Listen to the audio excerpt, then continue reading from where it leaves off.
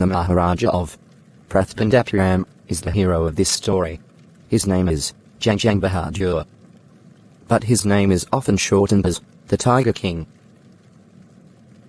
I will tell you why he came to be known as Tiger King. I'll not run from my promise, even if I'm threatened by a stucker bomber. Everyone who reads of Tiger King will experience the desire to meet the man of his unbeatable courage, face to face.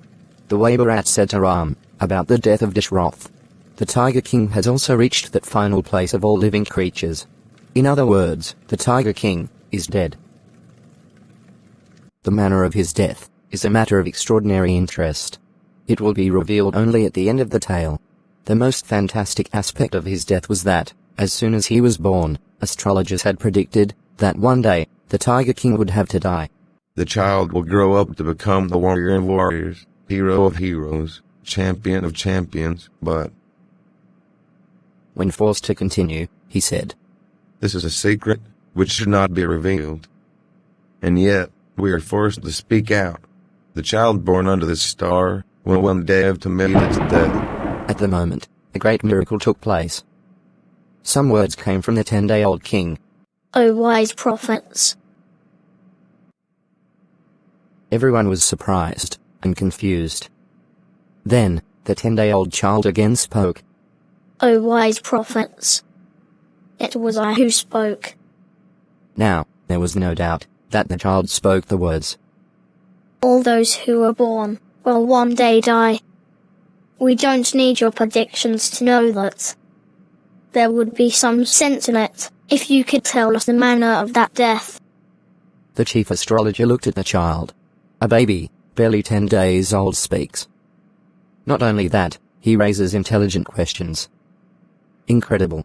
The prince was born in the hour of the bull. The bull and the tiger are enemies, therefore, his death will come from the tiger. You may think that when the prince heard the word tiger, he was thrown into a quake. That was exactly what did not happen. As soon as he heard the word tiger, terrifying words came from his lips. Let tigers beware. This story is just a rumor. But after knowing the story, we may conclude it was based on some truth. The crown prince grew taller and stronger day by day. No other miracle took place in his childhood, except the event already described. The boy drank the milk of an English cow, was brought up by an English nanny, tutored in English by an Englishman, saw nothing but English films, exactly as all the crown princes of other states did. When he came of age at 20, the state came to his hands. But everyone in the kingdom remembered the astrologer's prediction. Many continued to discuss the matter. Slowly, it came to Maharaja's ears. There were many forests in the state. They had tigers in them. The Maharaja knew the old saying, "You may kill even a cow in self-defense." If one can kill a cow in self-defense, he could certainly kill a tiger for saving himself. The Maharaja started out a tiger hunt. He was thrilled when he killed his first tiger. He called the state astrologer and showed him the dead tiger. "What do you say now?" Your Majesty, you may kill 99 tigers in exactly the same manner, but... But what?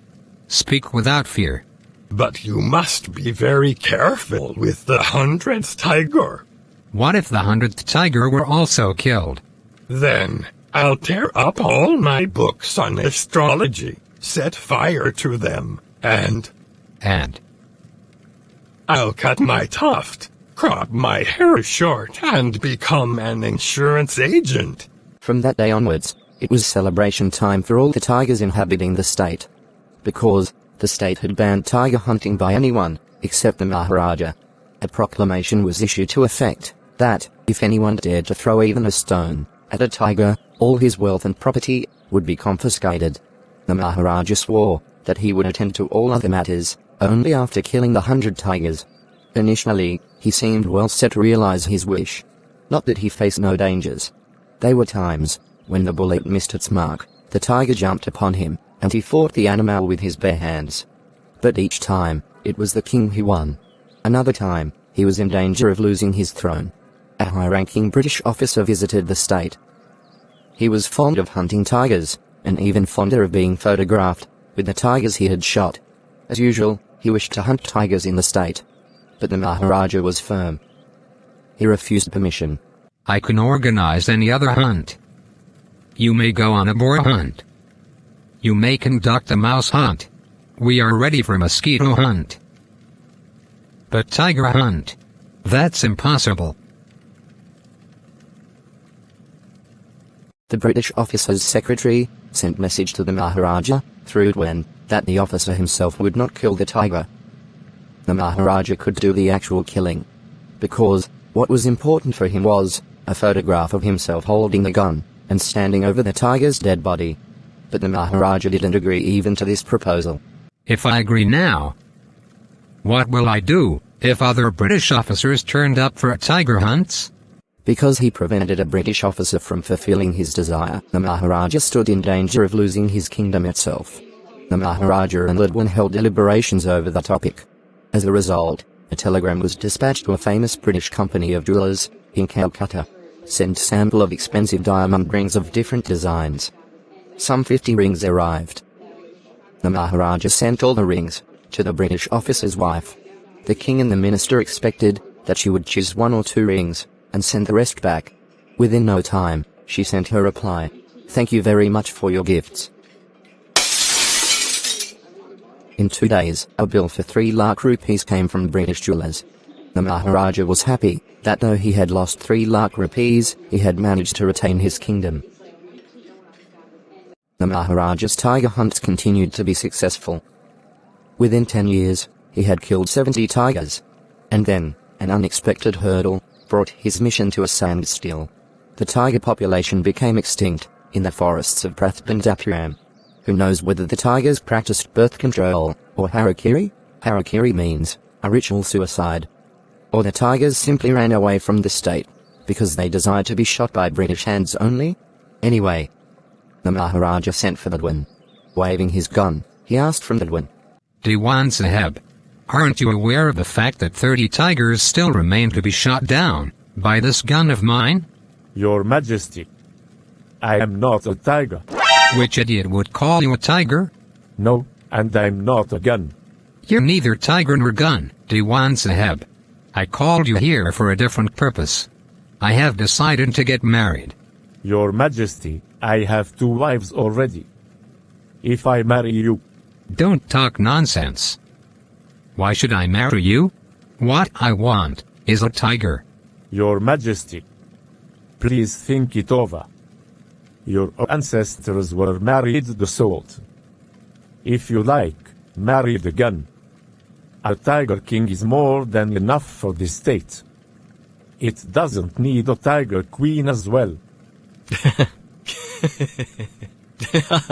I'm not thinking of marrying either a tiger or a gun, but a girl from the ranks of human beings. First you draw up statistics of tiger population in the different native states. Next, investigate if there is a girl I can marry in the royal family of a state with a large tiger population. He followed the orders. He found the right girl from a state which possessed a large number of tigers. The Maharaja killed 5 or 6 tigers each time he visited his father-in-law. In this manner, 99 tiger skins decorated the walls of the reception hall in the Pratibandapuram palace. The Maharaja's anxiety reached the limit when there remained just 1 tiger to achieve his tally of 100.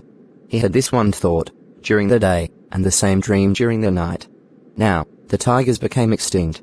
Even in his father-in-law's kingdom, it became impossible to locate tigers anywhere. Yet, only 1 more tiger was needed.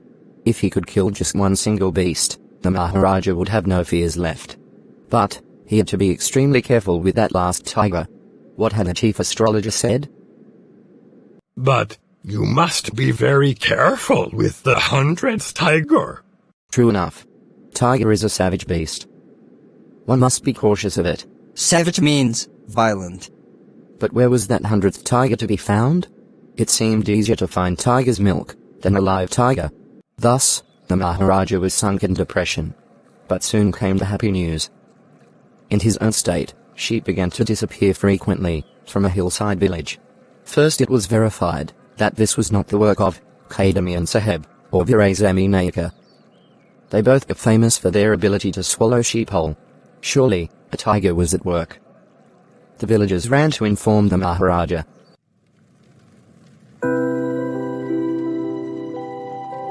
There will be a 3-year freedom from all taxes for that village. I'm going to hunt there. The tiger was not easily found. It seemed as if it had hid itself in order to mock the Maharaja's will. The Maharaja was equally determined.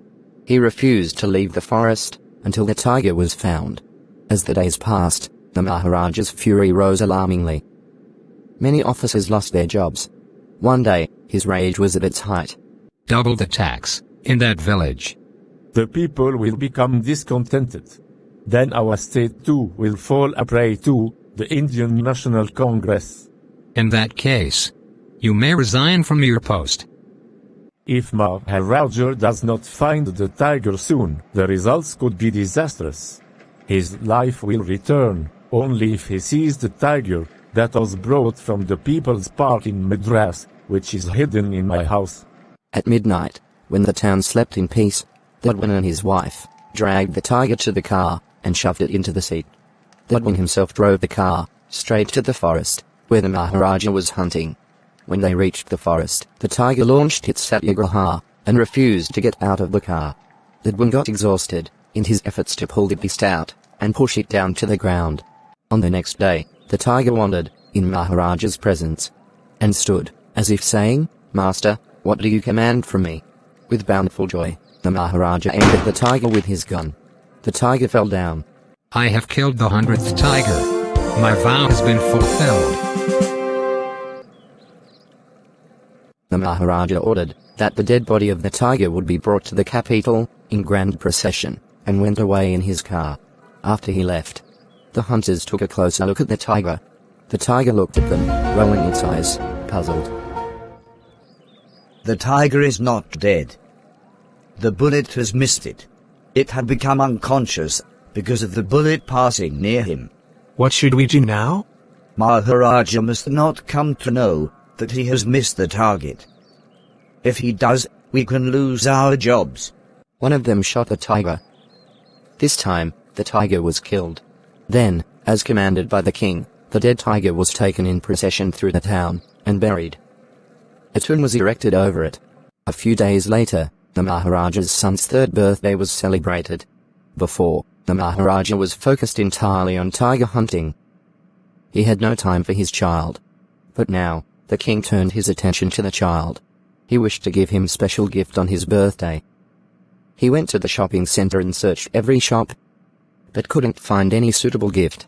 Finally he spotted a wooden tiger in a toy shop, and decided it was the perfect gift. The wooden tiger costs only 2 annas and a quarter. But if I tell such a low price, I will be punished under the rule of the emergency. Your Majesty. This is an extremely rare example of craftsmanship.